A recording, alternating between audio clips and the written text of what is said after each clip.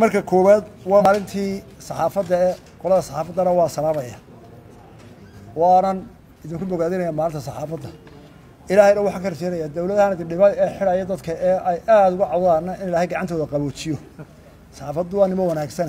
oo been masheegayaal ah in iyagana gacantooda laga qaboojiyo taan way ku ducaynaya oo shaqadu idin haysanaato intaa kadib maanta halkan waxaan u nimid arrinta xanuunka COVID-19 ka hadlay mawduuceenu kaas ku koobay marka hore waxaan u imid oonu maanta hawshan galnay oon halkan wasaaraddii iyo dhakhaatiirtii waaweynada waa aragahayd ee isxilqaantay aan kula shiraayay waxaynu galnay marxalad ka duwan marxaladihii aynu ku jirnay wixii shalay ka horreeyey daraad wixii ka horreeyey marxalad cusub aynu galnay marxaladaasi waxa weeye awal hore waxaynu ka hortegaynay oonu ka digtoonayn inaanu cudurkaasi gudaheena dalkeena soo gelin ka hortagu waxa weeye markaad cadowga iska xidha inaanu kuu soo dhowaanaad meel fog dalkaaga dadkaaga maxastaada dhaqaalahaaga aad ka fogeyso cadow laakiin waxaa dhacday inuu cadowgana soo galay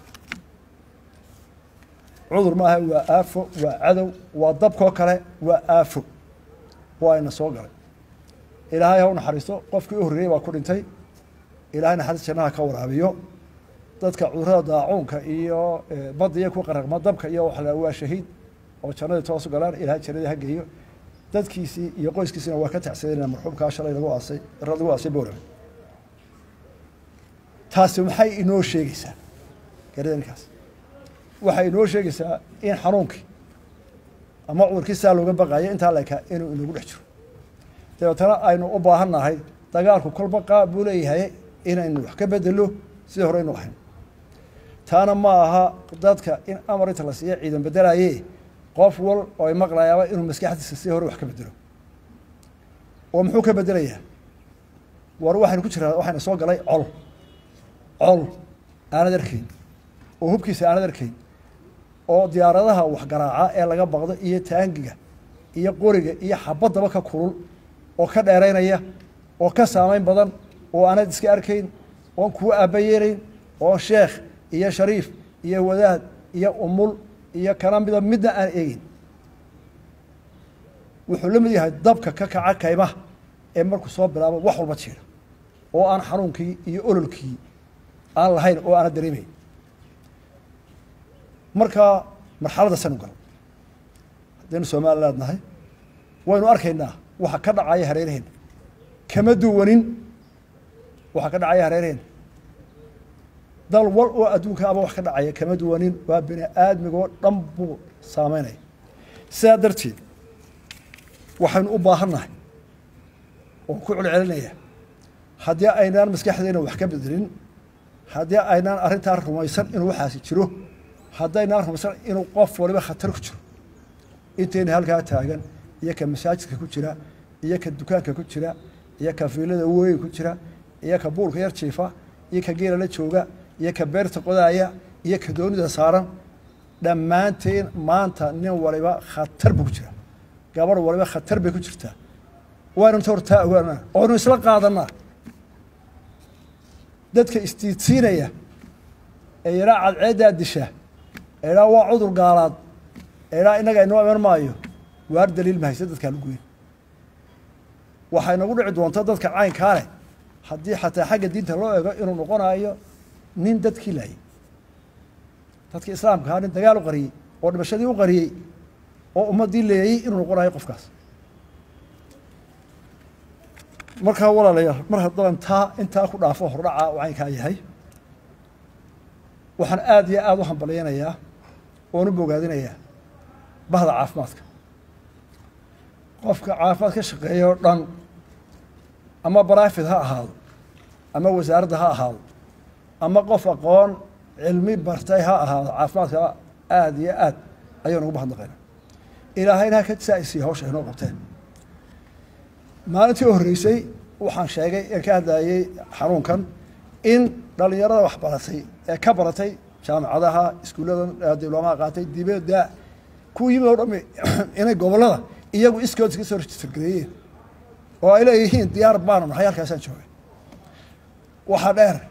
qaar beri hore taargoobay oo halkan imika taagan oo wixii ay shaqaysanayeen shaqaystay oo wixii dhal lahaayeen dhalay oo ku jira waqtigii ay nasan lahaayeen inay dhammaantood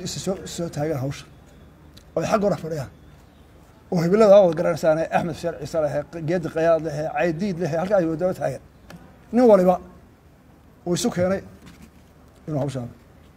waxaa jooga professorka United Nations beri hore jiray fikir taargareeyo meelahan imanka arigaad raacatid lahaa ina warsamay nin waliba hurdo wadiye waayo iyagu waxay garanayaan waxana wuxuu yahay iyo suudadka u saameeyo iyo culayska uu garanaya laakiin inagu ma garanayno waa mahadnaqayaga mahadnaqa kadib xaaladda dalkeena maanta ku raagi maayo maalin walba waxa ka hadashaa wasaaradda iyo arrimaha qoladan qaranka u qaabsan hawshan waxaanu haynaa dhimasho waxaynu haynaa inuu baalkiina dhex galay waxay imika dhakhtaradu sheegayaan haddii aad hesho qof oo cudurkaas saameeyey in ay tahay konton kala qabeedo haddaad qof hesho waa qaacido konton kala uu sareeyay beedo dad cusub xoogana waa dhaxo haddii alla yiraahdo ilaa 2 cisho gudahoodna waxa shaqeynaya baalkii baaristi baalka lagu baaray marka tirada la baarana waan hubaa inuu tiro badan soo baxayso oo ah inuu cudurkii inagu dhex jiro waxa kale dhakhtaradu inoo sheegay cudurkani inuu leeyahay markuu imika ka baxo inuu mawjado istaba yaalayahay sababtoo kale oo mawjado ah markay ku dhacdo haddana muddo ka bacdi in mawjad kale ku soo socoto imika mawjadana ku jira uu ka ladana waana biray kulaa laakiin markay qababaha la gaaro waxa laga shakisayaa ama sida loo bartay dabeecadiisa cudurkan ay dhakhtaradu inoo sheegayaan in mawjadii qabowgu imanayso oo markaa maxaa dhacaya dureeyar influenza markuu dhaco waa la socdaasna ka ikhtarta u diyaar garow baahantay maskaxdeena waxa la yiraahdaa dawladdu wuxuu bay dardaaraysaa meel wax qabanay dawladdu waxay qabataa markuu dadku maqlayo wax loo sheego dawladdu ku toosin kari mayso hadduu dhakhtarkii ku yiri waxa waad ku dhimanaysaa ka joog oo tiri aan ku dhinto see loo qabanay yaa qaban karay miyaanu la mid ahayn nafteedan maanta war sirdaraya idaa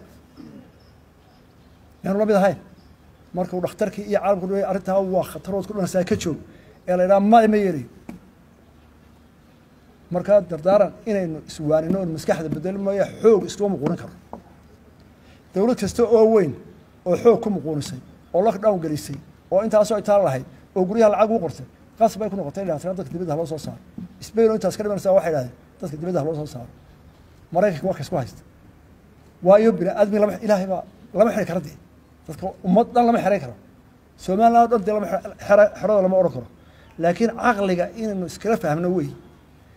marka maanta ummadda waxaan kala hadlayaa waa dhakhtaradu waxayna yiraahdaan waa xaqiiqa ilaahay baa quraanka ku sheegay fas'alu ahla dhikr waxaana qoon qofka yaqaana ka qaado diiday waxa ka dhigsan maayo warda ma soconayso waxaan maanta doonayaa in qodobka aan isla qaadano warbaahin ciidan sheekh taajir oo la fahmo inuu khatar ku jiro dawladaha soo caan u maamulay ee dadkooduna yar yahay dhaqaalahooduna xoog ahaa Jabuuti waa kamid ah waxay maraysaa inay guriga ku baadho tirada badan ee 1000 iyo dheeraad Jabuuti iyada ugu dad yar Afrika oo dawladaha ugu dad yar 1000 iyo dheeraad bay soo aydad fakraysa ayaa xanuunsanaya waxay qabanaysaa qofka isagoo ku jira stage-kii koobaad bilowgii isagoo qaba ayay qabanaysaa meel bay ku kala tilmaysaa waxa laga yaabaa inuu iska daafaco waana tagu dhimasheero ogaada uu iska daafacayaa uu baxaya kolka waxay baaraysaa qof walba inuu gaaro markuu irshaalkii hadduu qofka ku dhex fakado uu sanbadisa gaaro dee waxba jiraan mid difaac karta ila dawlad looma haye inaguna tiyo kale ayaa inagu waajiba haddaba ma hayno qalabkeenu kaa uu heeryahay dalkeenu ka ballaaran yahay dhaqaaladu ku yiri laakiin haddaynu caqliga qaadano intaba waa six karaa wixii taaga ee loo diyaar garoobay ee caqliga dawladda waan isku wada geeyay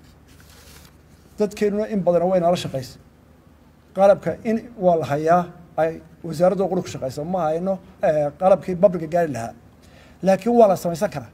maryaa la tulan karaa oo lagu xiri karaa boqolkiiba 50-60 buu ku badbaadinaya way imanayaan oo waxa xumaatay alaab la soo dejiyo halkii la soo mari lahaa rag badan oo mutadawiciina oo dhaqaale ayaa soo wada qarab intay ka qaadeen China ayuu France yaala Omar oo kale Ismaaciil ninka la harimid wuxuu soo wadaa imika magac soo saaray dooni ilaa qalab 2 milyan gaaray oo haddii la ilaa 20 cisho ay ku tala galeen malaha badda ku jirtaa dhowr cisho ku timaado marka qalab badan in la keeno oo ama dadku xidho ama hawlaheenu ay galaana waxa ka dhacday caalamka badxiranka iyo inta leeyahay way jiraan dawlado kale oo imika wax soo wada qaar hore u keenay dhammaantood oo uga mahadnaqaynaa inayna gargaareen qodobkan uga gudbaya xaaladdeenu mar hadday caynkaa tahay oo aan dadka leeyahay hal la maqlo arrinta waxa aad aynu u haraanay oo aynu qaadka aynu joojin qaadkii waynu waxaan weligeena joojinay 20 cishe rabada aan hakan nimanka qaadka waynu ku heshiiyey laakiin mid aan kullayba anigu waan filayay kontrabaan iyo dad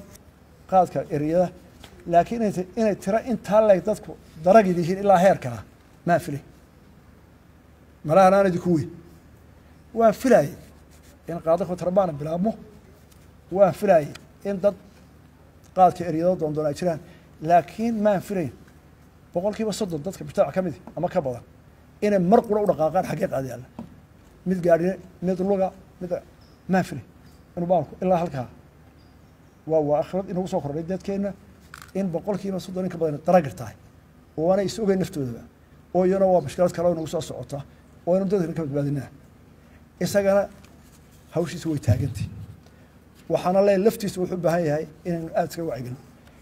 bal 20 ka cisho almeena caafimaadkaaga iyo dadka ururkiisa ka yareen kaana waa qaadka dhibaatadiisa iyo intuu nagu hayo hawl badan baa ka soo kordhay oo dadkii magaalada ku jooga dhaqaaqay nin waliba gaarigu laha ka haystay aan baqanayn waxaan aad uga xumahay inuu shil ka dhacay qaadka oo 2 nin naga dhinteen waan ka taxsiinay ehelkoodii iyo qarankaba iyagana ilaahay naxariis nooga baryay may ahayn warqaadku waa maanta cudur baa inahayo oo dib baynu ku jiraa inaga joojiya in la jiiro oo rashilka inta la ka dhaco marka waxa dhibaato inagu markuu ciidanka qaadka joojinay ma qaadkeenu joojinaa oo caafimaadkeenu ilaalinaa mise qofkii aad daryeelayso daragina oo ku dhageysanayno askarigii iyo qorigii inta wax jiiraya sanad baadi waa fikrad nagu soo kordhay ummad baynu ku yar ku weyn xil baana saaran inaynu isla fahamno warseenu badbaadna taasina dhibaatada way socotaa waana la ilaalin waxaana dhibaataan hala joojiyay wax ka weyn baa ka soo baxay dadkeena sidii qodobka labaad ee soo baxay waxa weeye culimadii iyo caafimaadkii culimadu waxay noo sheegtay in wax walba cidda oo qolan la weydiiyo culimadu waxay isku raacsan yihiin bini aadmiga in caafimaadkiisa la daryeelo si loo helo bini aadmi cibaadaysta ayaa muhiimadda hadduu dadkii dhammaado yaa cibaadaysanaya soo muslimkina daciif noqon maayo dadkii diinta xambaarayana daciif noqon maayo haddii aad dadka ka ilaalin weeyo caafimaadkooda diintu waxa u horeeya ay daryeeshaa waa qofka bini aadmiga ee ilaahay khaliifada dhulka ugu dhigay inaad ilaaliso caqligiisa caafimaadkiisa iyo hantidiisa marka waajib baa caalimka iyo nin walba ka saaran in la ilaaliyo caafimaadka dadka dayib hadday dhakhaatiirtii muslimka ahayd ee kula deganeed magaalada iyo kuwa kale muslimka haba isku raaceen inuu cudurkan ku faafayo masaajidka haddii jamaca lagu soo ururo marka haddayda joojin maayo marka war adu ma dhakhtarkii baata ma waxyi gaaraad haysataa ma dadka inaad isku laysaa waad u badheeraysaa bal culimada odhanaysa la joojin maayo xadiiskii baa ogol caalamkii oo dhan baa ogol waxa xidha kabcadii waa xidhan majlis rasuul bal waxaa loo diidaya ciddan lagu eryaayay ee dadka leeyahay waxaa ma qabtaana socda ninka fadwaawaya masaajidka dadka joogawada caafimaad qabaan oo isma gaadhsiinayo sheekhalahow cilmigaabaad keentay haddayse dadkaas salwaanay dhintaan meelad aakhira adigu wixii ku dhintay wixii qaaday aanad qaadin dembigoodii ilaan dadkii ictiqaadkii kalsoonidii diintay ku siiyeen waxay aaminayaan sheekhu wuxuu inuu sax yahay oo kitaabka ilaahay rasuulkiisa ka akhriyaayo haddaad ummaddii ku lugoyso halkii ku halaagmayeen oo mujtamacii la isugu imanayay masaajid ma yaqaan makhaayad ma yaqaan dhakhtar ma yaqaan iskuul ma yaqaan halkii la isumaado waa lagu qaadaya markaad ku qasbato ilaa soo gala waxa ma jiraane maxaad kordhisay ma aqoon daraa ma ismood waa maxay dee culimada waxaan ka doonayaa in halkaa arrintaa meel la dhigo dadkii miyaa la laynaya dadka imika noqday lagu arkay xanuunka laga helay imaamyaa ka mida oo mujtamaca ka akhriyayay tafsiirka tabliiq baa ka mida ku geeljiraa ka mida ma kala yaqaano waxaa lagu badbaadaya wala hala israariyo halkaana waxaa leeyahay culimada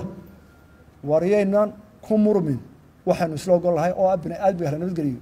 diintana sideeda dadka ha loo baro diintana ha la haysto iskuma diidani laakiin dadka caafimaadkoodii dee idinku ka mas-uul ma tihiine dhakhaatiirtaa ka mas-uulaan dhogeysanayna dhammaanteedna waynu dee saa u qaadana waa laga tashan culimada waa la isku noqon